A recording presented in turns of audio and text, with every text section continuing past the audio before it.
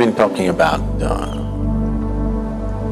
seeing beings, certain other kind of life forms, particularly near Mansarovar. After first visit, I have been thinking that I will go there and without the big group that we go with a small group we'll go and explore something. I've been hesitating because if we conduct certain experiments in these kind of situations, unless you prepare people sufficiently, unless there is substantial sadhana and control over one's own system, I myself cannot get into it because I have to conduct the process. If I use other people, it could be risky. Not that we will take such a risk and do something, but once you step into those spheres of life, it's possible that it could draw you in without you asking for it. You may be wanting to stop here, but it may not stop here, it may take you right up till there. So, I've been thinking, talking a little bit and hesitating to set up such things. But I think now we've worked out something that we probably in a year or two, we can set up something which could open up many, many doors.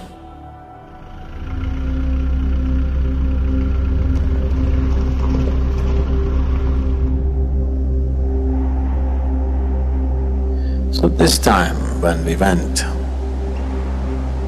it was much colder than the last time because we went almost 4 weeks later than when we should have gone, and it was snowing.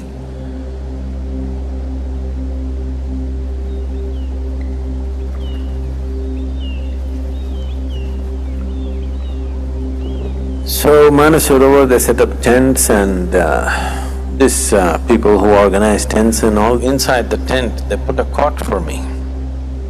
Everybody's on the floor, I am on the cot. The tent roof is this close to me because I am on the cot. So we've been driving and I was exhausted and fell asleep. And somewhere in the middle of the night, my throat is aching so badly. I know my throat is aching, but I'm, really drowned in my sleep. Then I couldn't bear it anymore, so I woke up and I tried to feel my throat. I found my whole beard was full solid ice. I touch like this, it's all ice. So this ice on my throat is giving me a throat ache. Then I'm knocking out ice.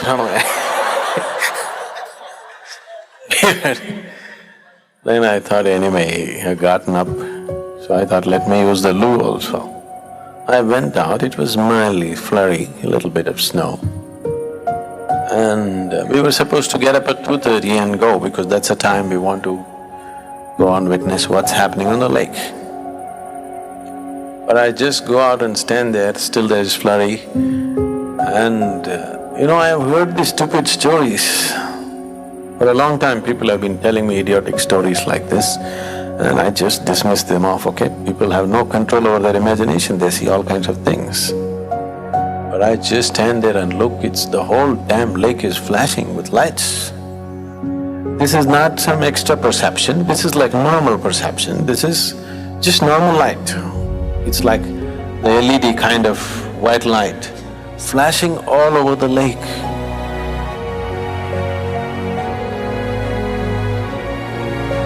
I just stood there and it's just my throat or my head going off, And I just stand there for almost 45 minutes just watching. And the whole lake is just flashing like… And it just freaked me out, and then I went closer to the lake and sat there for some time. And what I saw there was so incredible. Don't believe all this nonsense. If you told me, I wouldn't believe you. So let's be fair to each other. I'll show you this what we saw.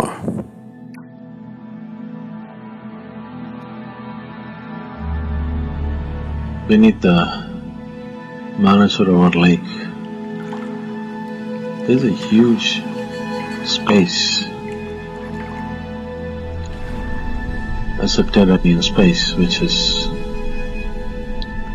could be anywhere, a diameter of something like 2 to 3 kilometers. And this is how approximately it is, not exactly, but this is approximately how it is. It's of a very light sea green kind of color, and these bunches of beings are coming in and coming out, but they're not going through the chute that is leading through. They're just coming in and going out wherever they want. It's like the Mahima hall, it's open. You don't have to come through the door. And those root-like things at the bottom, there are very small things, some small life forms which are all parked there.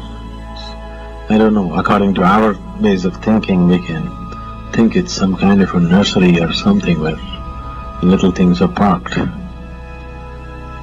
And the most incredible thing is, which really is absolutely intriguing and as to what is happening there, is there are human forms, there are women-like feminine forms which are well formed from head up to the navel, but below that it's like a translucent kind of substance which is not really formed, but the upper part is like well-formed body. There are male forms which are from feet up to navel. It's a fully developed male form, but on top of it it's all translucent, and there are dozens of them.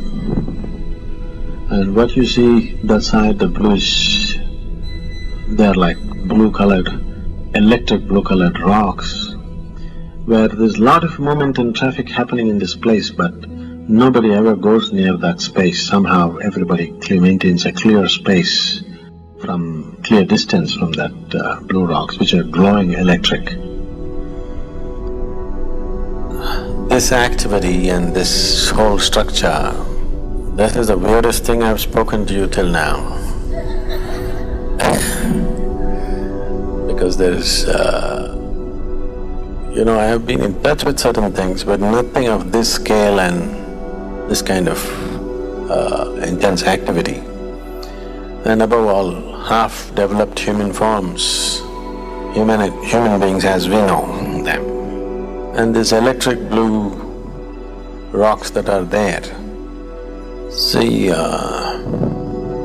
we know this from our experience, that if there is a realized being who is very static in one place, his aura will be generally white, bright white.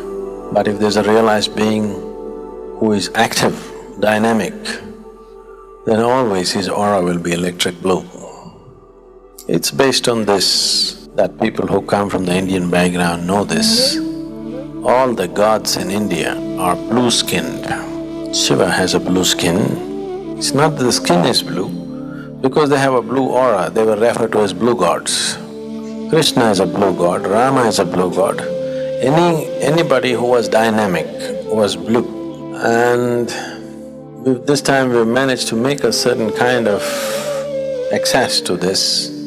I came back to Coimbatore and I was sitting in the corridor of my house and trying to bring it into my consciousness what this is all about.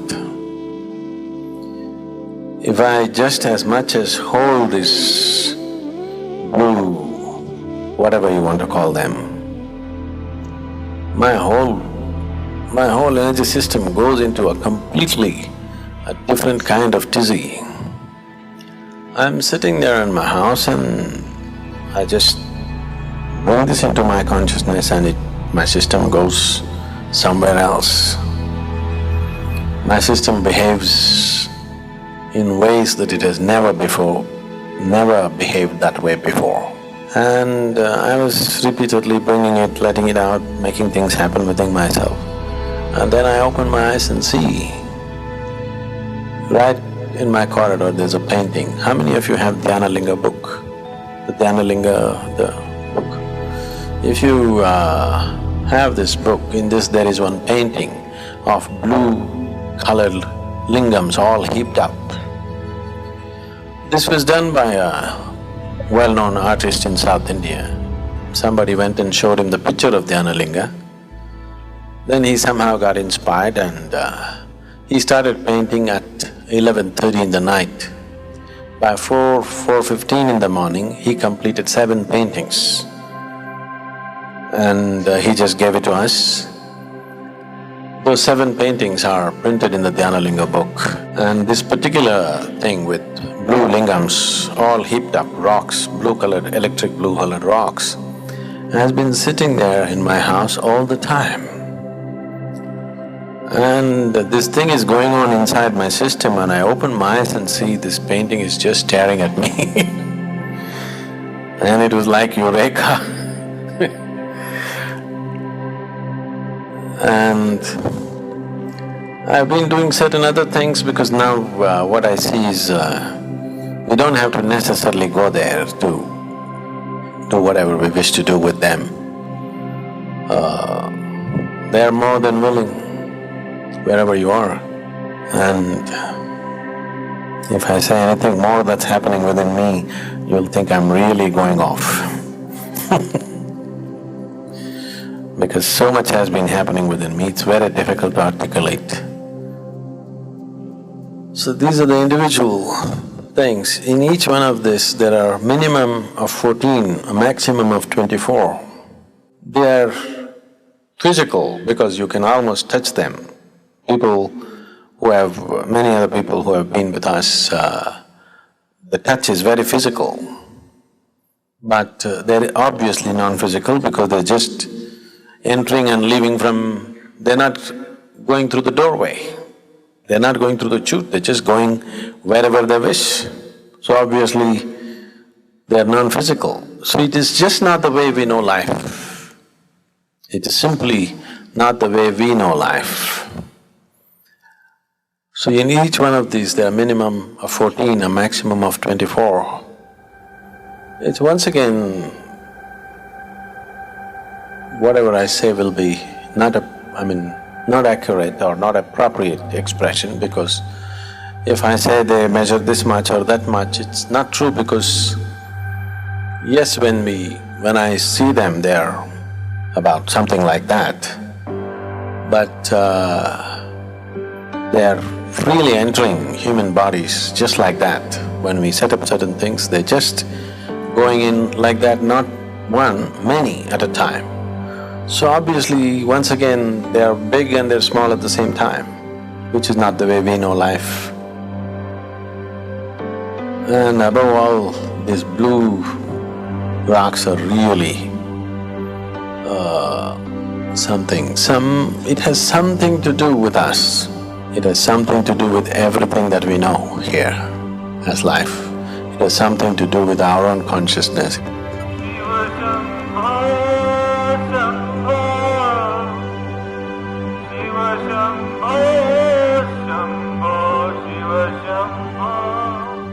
Now I know that we can access this if we are willing to prepare the necessary group of sadhakas or guinea pigs or whatever you want to call them. If we can prepare them, it is possible to access this. So how much time are we willing to spend for the aliens is a question mark again. But I think in the next couple of years we will know many things that we don't know right now. And for me now, this Kailash Mansarovar is no more a place somewhere in Himalayas. I have made it like it's somewhere, a part of me. It is Like you don't know, do you know what's happening in your liver right now? You don't know. So it's like that right now. It's somewhere within me, but I don't know what's happening there. So it's just a question of time before we open up these things.